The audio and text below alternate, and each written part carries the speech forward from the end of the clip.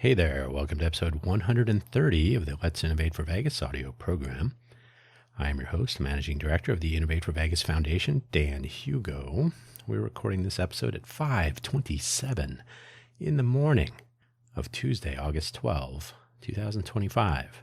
The sun is rising, and so are our hopes for the future. Hopefully, if you have never heard of the Let's Innovate for Vegas audio program, nor the Innovate for Vegas Foundation, you are here to learn more about why you should know more. The Innovate for Vegas Foundation was founded in 2022 in January, a reboot of the Code for Vegas organization, which was part of Code for America. We rebooted as the Code for Vegas Foundation, an independent 501c3 public charity. We renamed to the Innovate for Vegas Foundation to be more inclusive. Not everything is code after all. So anyone who wants to be a civic volunteer and innovate, let's go. Our purpose, by the way, in case you're wondering, is to enable and encourage ideation, innovation, and implementation. That's the important part, to make our communities better. Nothing in there about coding. So any kind of innovation, this is not a civic tech organization. Something larger, a civic volunteer organization. So welcome to the program. Hopefully, wherever you found this audio program, you are able to locate the episode description. And I will point out our programs are now available in more places, including YouTube, Apple iTunes / Apple Podcasts. I'm not even sure. I don't have an Apple device. So Amazon Music, Amazon Podcasts, whichever you prefer. And hopefully more places coming soon. So hopefully wherever you found this audio program, you're able to locate the episode description, which contains the show notes, including a brief summary, which I will read to you, and the usual 4 links. There are no additional links, so if you're already familiar with the big 4, you can skip past that part. So let's begin so that we may end. The summary of today's episode: Intersecting Education, the title and topic. Another school year is beginning here in the greater Vegas area, maybe also where you are. A perfect time to consider how civic volunteer initiatives might fit into a forward-looking curriculum and student experience. Civic volunteerism for the win. The links for today's episode, as usual: our activity homepage, innovate4vegas.org. That's been our sort of main homepage domain since we renamed, actually. So a couple of years now. By the way, we have entered our 4th fiscal year as a nonprofit, Nevada nonprofit corporation, 501c3 public charity. Join me in celebrating. Innovate4vegas.org. You'll find information about our various initiatives, component projects, and more. It's a work in progress. We recently split the business side of it. We are a Nevada nonprofit corporation, after all. So the nonprofit corporation side, away from the activity side. If you want to know what we're working on, that's more fun. If you want to know our bylaws and our other tax information and so on, hey, if you want to be on our board of directors, we're putting together a board of advisors as well. Then you would want to go to the Innovate for Vegas Foundation homepage, Innovate for Vegas, Innovate FOR Vegas. Both of them spelled very similarly, except for the .foundation. You'll find these links, of course, in the links section. If you want to just click on them, innovateforvegas.foundation. And again, both are works in progress. So if something's not there yet, give it time. There's a myriad of things to do. You'd be amazed. projectact.info. That's project hyphen is a key next to the 0 on most keyboards. I can't speak to your mobile device. Those keyboards are all a little different. project-act.info is where you could go to learn a little bit more about the autonomous cohort tessellation initiative that we are driving. There's not much there right now because the next link is more important in the near term. But I am going to talk about Project ACT a little bit today. I've had entire episodes about it in the past. Agileforvolunteers.org. That's Agile, AGILE, for FOR, volunteers, VOLUNTEERS.org. Agile for Volunteers is based on the original Agile methodology. It is not based on the modern day Agile industrial complex desecration of an otherwise reasonable idea or collection of ideas. It's an Agile design not by programmers for programmers, but by volunteers for volunteers, doing any number of things other than, but also including coding.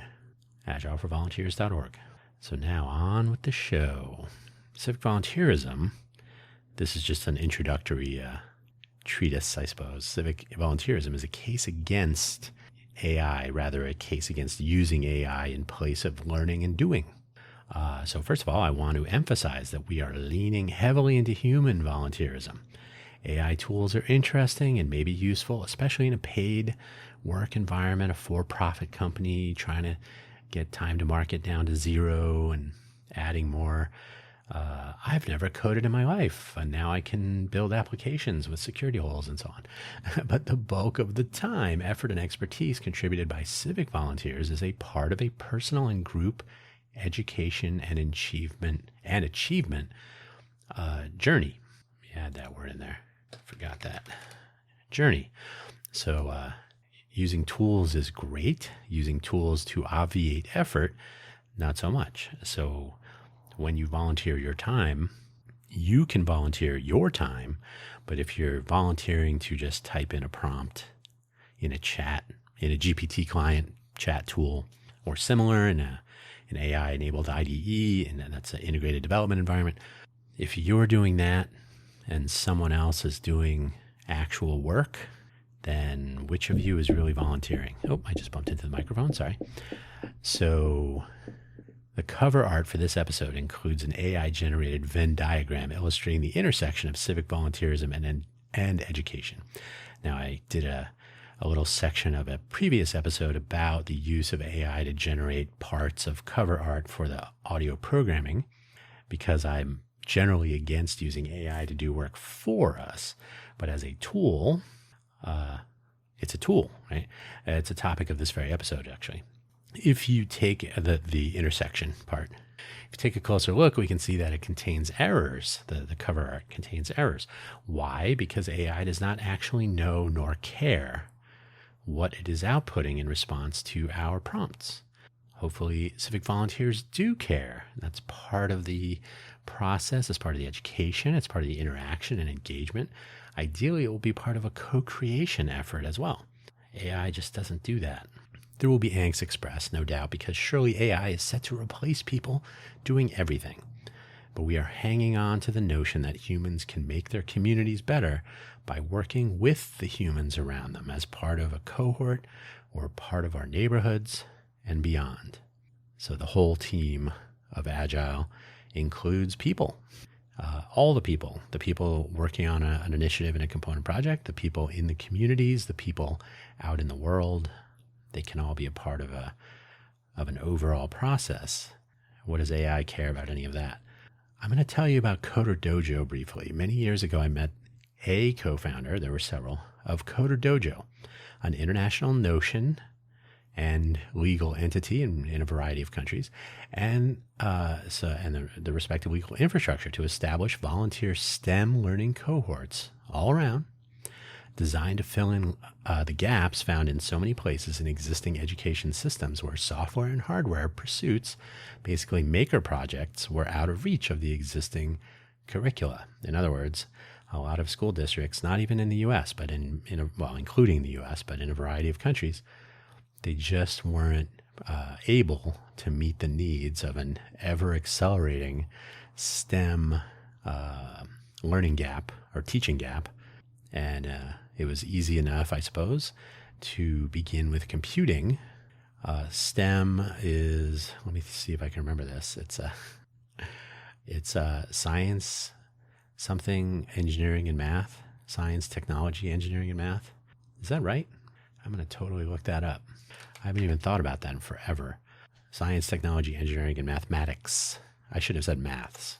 So yeah, Coder Dojo was basically enabling the filling in of that gap between what the students were able to experience in the existing school system that they were a part of, and then what they could do on weekends in a volunteer setting. I happened to have this meeting with one of the co-founders at what was probably at or near the point of origin of this idea in Cork, Ireland. It's a lovely part of Ireland. You should check it out.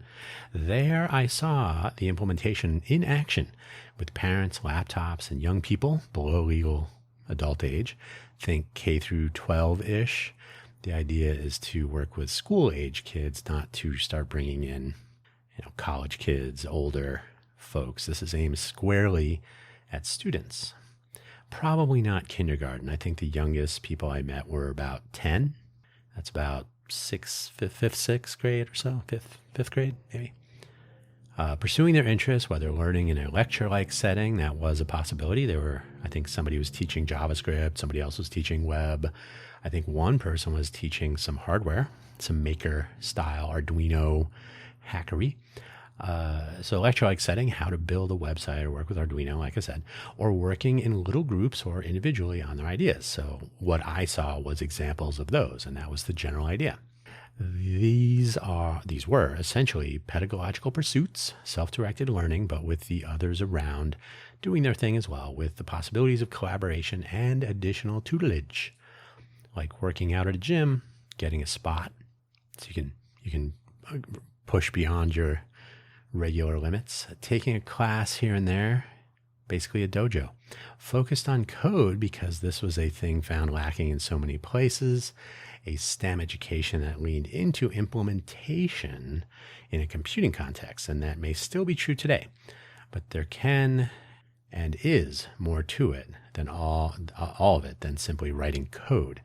A great and even inspirational experience, and this was during my time working in the Maker Innovator Group with Intel Corporation. Intel's not doing so good right now. Back then it was fun. So much possibility. So I was experiencing a lot in the way of hackathons and innovation with young people, student-aged, if you like, excited about possibilities and pursuing those possibilities. And that brings us to Vegas Part 1. Now remember, we rebooted the Code for Vegas organization that had existed several years ago. I want to say it was 2014, 15, somewhere in there. So we rebooted it in January of 2022, Code for Vegas Foundation. I will say that pre-pandemic, I did reach out to the city of Las Vegas about implementing a coder dojo here in Vegas. And that is how I first met Don Jacobson at the Innovation Center. The pandemic era sort of let the air out of those tires. And as I have learned, it is profoundly difficult to get city of Las Vegas people to promote anything of this nature. So that one withered on the vine anyway. The uphill climb. We rebooted Code for Vegas, eventually renaming to Innovate for Vegas. In January of 22, we renamed in October of 23, I think. 22, 20. Was it later in 22? Maybe it was in October of 22. And then we got the new name assigned in 23. Anyway, the history is on our website, actually.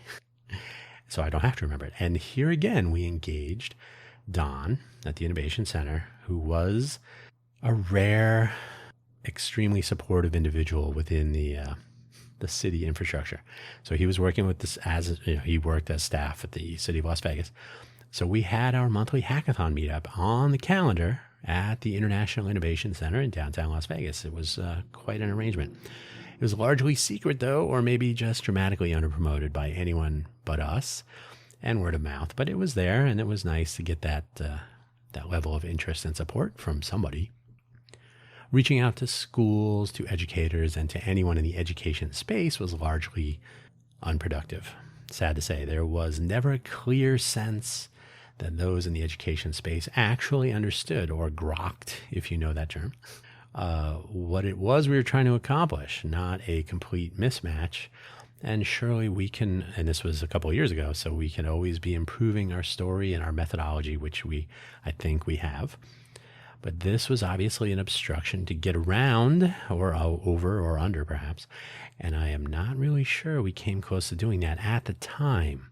This became profoundly clear with our hosting of the NASA Space Apps Challenge, a global event with individual events in localities facilitated by local facilitators. And for Vegas in 2023, that was us. So we facilitated the Las Vegas event for the NASA Space Apps Challenge in October of 2023. Outreach, so we were renamed by then, so that all makes more sense. Outreach to our local education infrastructure, especially to the one high school in Southern Nevada with a JROTC, that's Junior Reserve Officer Training Corps, unit for the Space Command, which is relatively new. I will say I myself was a Air Force Junior ROTC cadet when I was in high school, to join in on this global hackathon. So we really were hoping to get some of the students that were part of the Space Command ROTC unit here, JROTC, to participate.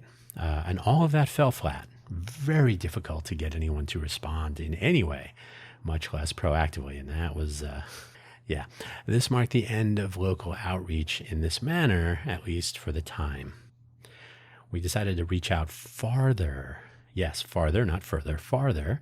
Physical distance with the remarkably low level of interest in civic volunteerism of the form we have mapped out here in our locality, and the recent sunsetting of the brigade program on the part of Code for America.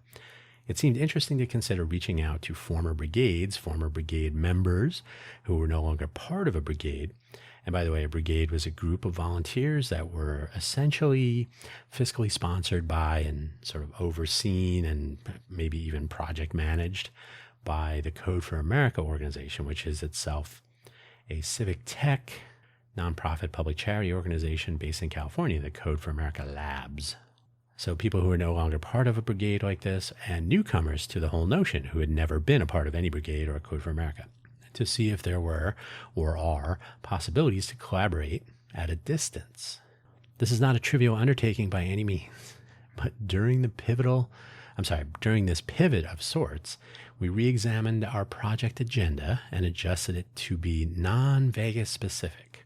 So that is, any place could be a smarter smart city. That's one of our apex initiatives, I call them now, is a virtual Vegas, a smarter smart city. A lot of data. Don't think of it as like a civilization game or Sim City, but the data side, this data that would make this smart city smarter. Any place could benefit from reusable tools, platforms, methodologies, and most importantly, any cohort could benefit from collaboration across localities. No longer do we need to focus only on Vegas. So for example, our My Vegas project, which was to be the human interface or the user interface, but the human interface for a smart city, our My Vegas project became My Muni, as in community or municipality, as an example. It was through this analysis, that we realized that describing projects to volunteers at a distance, especially where collaboration at project level across localities and cohorts, would need to be made easier to do with an eye on the fleeting nature of volunteer time commitment. Also not being in the same room or being familiar with each other. And this is an open source project collaboration challenge anyway. It happens at scale all the time. And in fact, I've actually talked about this in a previous episode, that the value proposition for contributing to open source projects can be tricky, which is something we also have to contend with. This is where Agile for Volunteers was born, to make some workable elements of the original Agile methodology and to take some of the workable elements and make some changes to make Agile for Volunteers applicable to non-contiguous or even discontinued time commitment by any civic volunteer, not merely coders working on programming projects. So in other words, there's a presumption built in that someone may not come back. They may not finish what they were working on. They may not, those are pretty good examples. We also went with initiatives that are made up of multiple component projects. So we're trying to use a consistent lexicon, a consistent vocabulary. An initiative is made up of one or more component projects. There's a repository naming structure, and not every repository is software or code. There's documentation, there's project planning or initiative planning. We can track things like user interface design if it's in some other tool, open source tools preferably like PenPod, or if you're using some other open source design tools. Maybe you want to do a CAD drawing for some mechanical or physical thing that will exist in the real world as part of the initiative. We can track those we use GitHub. We have a free tier of teams. Why track everything in GitHub? Because that helps us with attribution so that everybody gets credit for their work. That's a different thing. We've talked about that quite a bit. So we realize this, and we are designing. It's still a work in progress. Agile for volunteers. So it's been adapted. There's a lot of documentation, and there could always be more.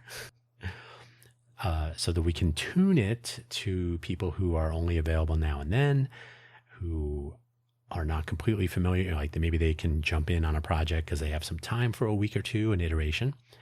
Maybe they're part of another organization, another cohort, and they would like to collaborate. And then we can identify things where they could offer some contribution of creative work in the form of their time, effort, and expertise to tackle a particularly interesting or possibly common implementation detail or similar between what we're working on, what they're working on. Or maybe they just want to help out and join a project, the 20% project idea. Hey, it's Friday afternoon. I'd like to work on something different so I can learn, meet new people, and so on. So the idea is to have a consistent interface for people who want to see what we're doing, how far along we are, what the goals are, and so on, user stories, and so on and so on. And we are absolutely focusing Agile for Volunteers on any civic volunteer, not merely coders working on programming projects. So again, CAD, language translation, QA, co-creation engagements, even marketing, of course, documentation, all the things. We also went with initiatives, again, with the multiple component projects. So each thing can be a component project working at its own pace. We don't have race conditions, breaking a mono repo, and so on. So it's sort of a module. We don't have to get into that here, but it's a trade-off.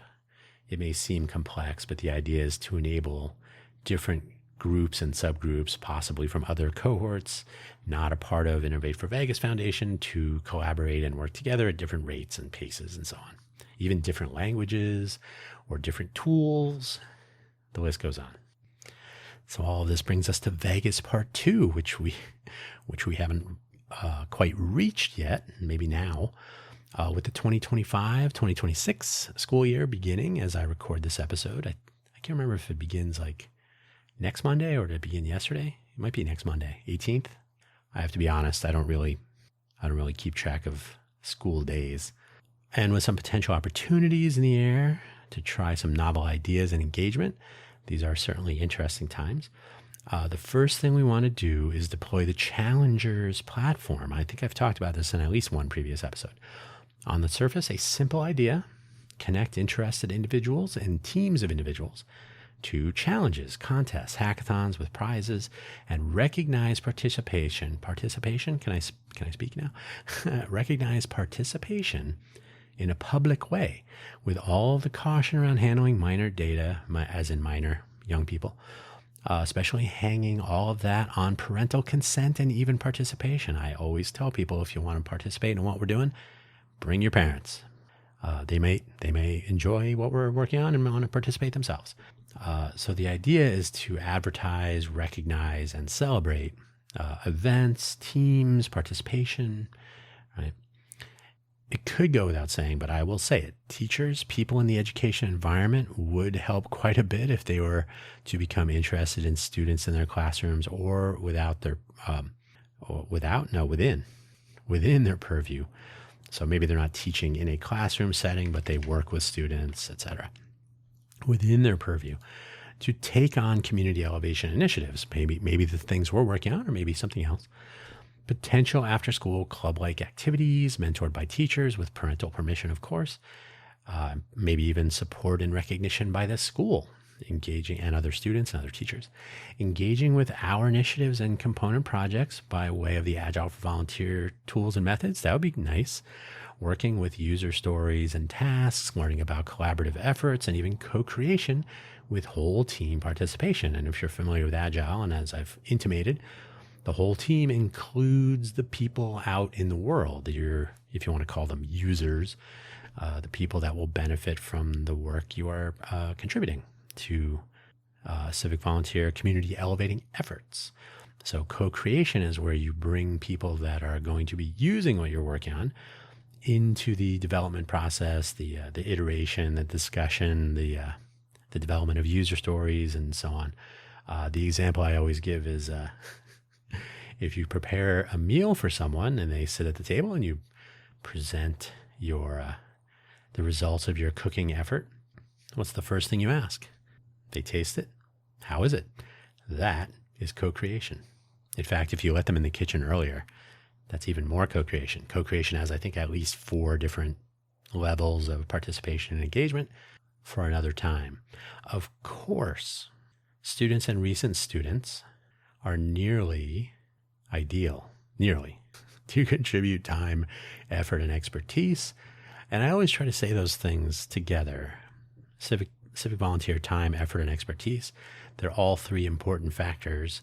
Contributing time, well, I can sit in a room and watch paint dry, but it's time, effort, and expertise. I'm going to bring some skills and interest, something interesting to the effort, and I'm going to contribute more of my effort, and so on and so on. So those young people who are graduating, entering college or vocational or other, maybe they're just going to jump into the working world, or they have some other particular set of skills.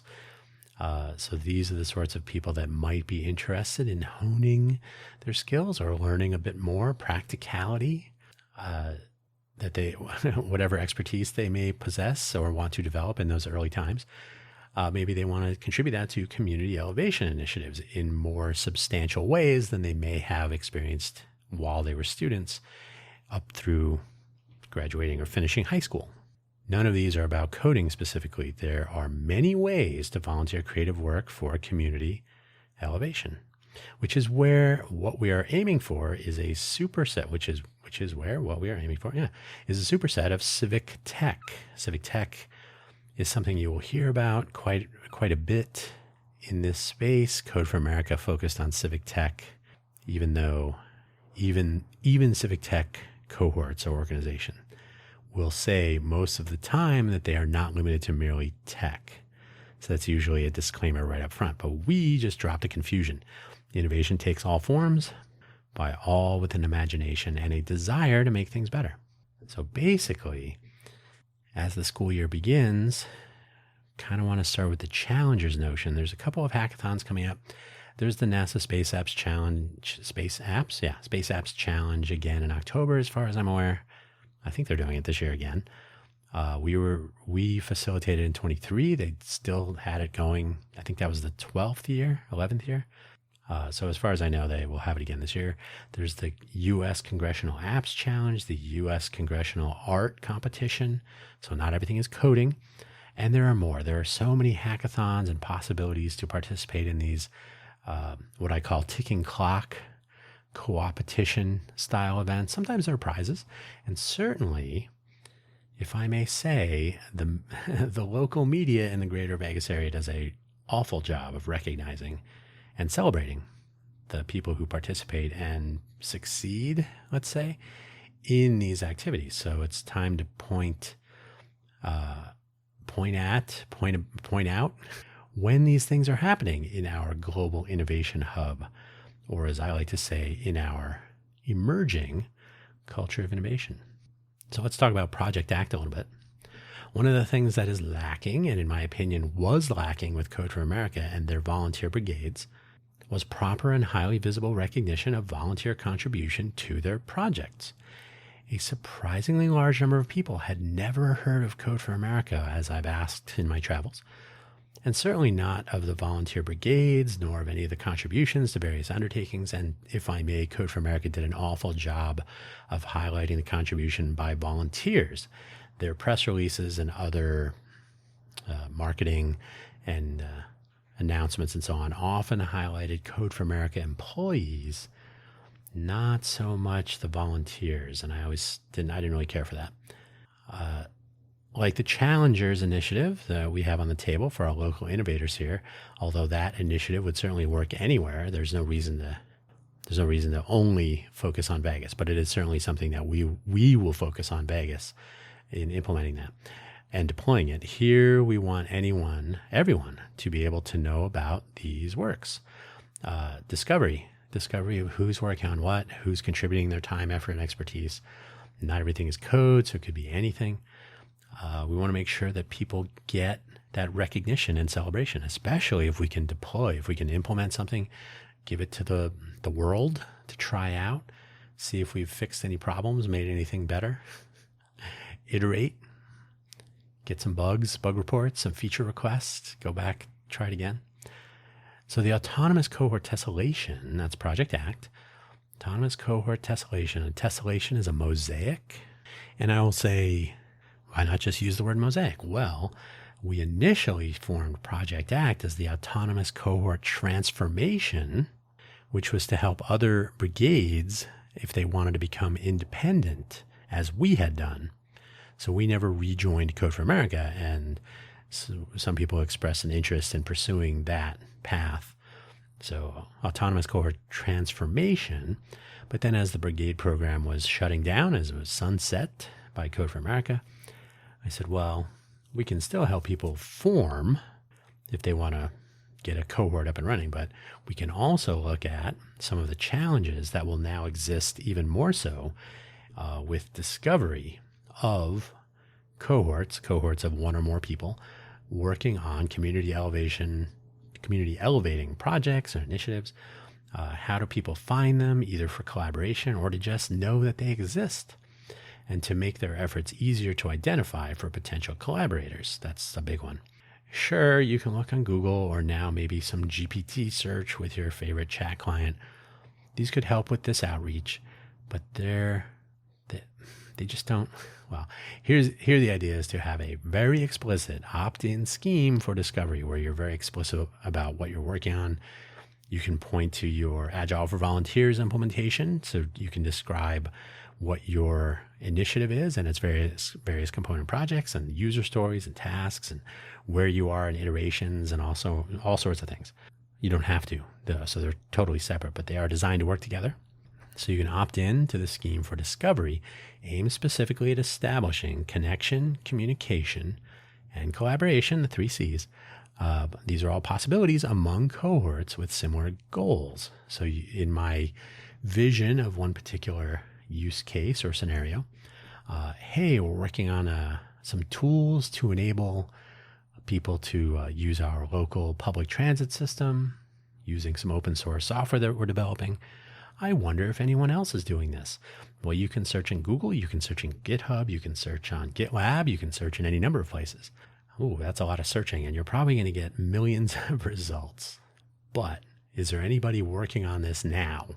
So the idea is that you would say, okay, well, we're working on public transportation software tools, other components. Let's look and see if anybody else is doing something similar. And Innovate for Vegas Foundation has its open transit initiative. So we would have our various pieces of information in the tessellation, in the mosaic, so that you might discover what we're working on. And perhaps that would lead to connection, communication, and maybe even some collaboration. That's the idea. If Project ACT works as intended, there would not be a single type of cohort pursuing community elevation through civic volunteerism, for example. That's what we're doing, but there's more ways to do that.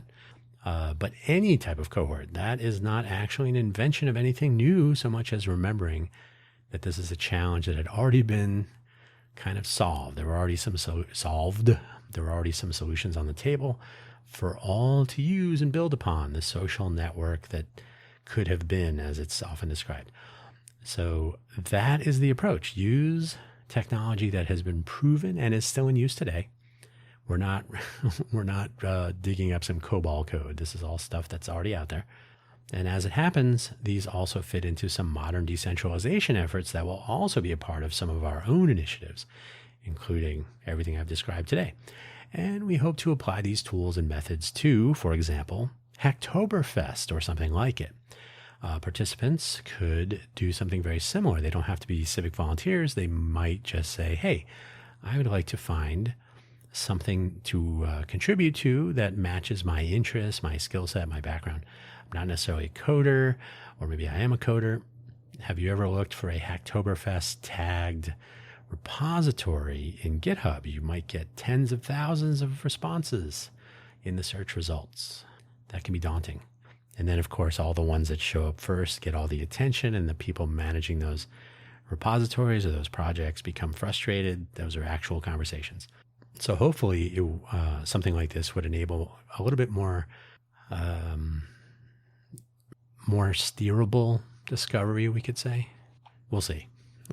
We'd like to get it to work with civic volunteer organizations first, see where it can go from there. So intersecting with education. How do we do that? That's a good question. That's something we want to explore this school year. A substantial part of our overarching goal, maybe the theme of our purpose, which in case I haven't mentioned it lately, is to enable and encourage ideation, innovation, and implementation to make our communities better. So an overarching goal, or the theme of that, is to cultivate a culture of innovation. It's right there in the middle between ideation and implementation. The possibility that in a room of more than a few people, no matter which room and which people, there is a strong possibility that mentioning an initiative or a new idea or even a problem statement will result in ears pricking up and conversations commencing. And if I may, I mentioned I worked for the Maker Innovator Group with Intel. I spent many years in Silicon Valley during the dot-com boom from 1993 to 2013, basically, somewhere in there. And I was there for a while. I took a break after 2001, but I was in Silicon Valley for 2 long periods of time with a break in the middle. And I have to say, they do have a culture of innovation there. I don't know about today, but certainly during that time period. And it was always interesting to have conversations about new ideas, the latest startups, and so on. The culture of innovation needs some cultivation, in my opinion. So you want to find yourself in a room, no matter where you are, saying, hey, I have this cool idea. And somebody says, tell me about it. Or, hey, I'm interested. Or what? Tell me more. Not, oh, let me put my earbuds in so I don't have to listen to you. Purely anecdotal, one of those. Without specific science to back this up. The theory on the table is to commence this journey of innovation thinking at around the 7th grade. So we would like to reach out to junior high school, think age 12 or so. That's when a typical young person is beginning to ponder what really interests them. And that's based just on my experience, my interaction with a lot of students over the years in that age range and older. What they might want to do down the road. This is not the magic age. Some young people have some idea before, some after, but right in there somewhere. So age 12, it also fits into the typical junior high school class infrastructure. You have students switching classes, different teachers, different elective classes, more after-school activities, and so on and so on. This, we think, is an interesting time to offer some community elevating initiatives with an aim toward community elevation and, of course, ideation and innovation. 3 great I words. The third one being implementation. And I guess I didn't mention that. So implementation, 3 great I words: ideation, innovation, implementation. Some people say that ideas are worthless. Let's be more optimistic than that. Ideation and innovation, that can be really interesting. It can be a lot of good effort and good collaboration. And then you get to the implementation part and you share it with people that you encounter every day, people in your communities, people throughout the world, part of that tessellation. Who knows what you can accomplish? As the saying goes, it takes a village. And as another saying goes, the journey is part of the gift. We think it will take about 10 years to get the full effects. So by all means, let us begin. Thank you for listening as always. Every week we publish a new audio essay. Let's Innovate for Vegas. As I mentioned, we are now on YouTube. I think I mentioned that at the beginning there. I think it's been about 2 weeks, a week and a half, 2 weeks. No, it's been a full week since all of our audio programs are now available also on YouTube in the podcast tab at youtube.com/@symbol Innovate for Vegas. That's Innovate FOR Vegas. And we will probably add some video content in there as well, but there will continue to be audio essays. We might have audio interviews or conversations and discussions. We'd like to get some video about some initiatives. If we start to get some hackathon action going again, we'll have to do some videos about that. So lots of, an important part of what we're trying to accomplish here is communicating with people so they have any idea. The communities around us, the people who might be interested in what we're doing, have any idea that we're actually doing it, so that they might say, oh, I didn't know people were working on this. That's interesting. How can I be a part of this? Or how can I tell someone who might be interested in this where to find you, et cetera, et cetera. We have a lot of work to do. Thank you for listening as always. We'll catch you next week, and tell your friends. Thank you.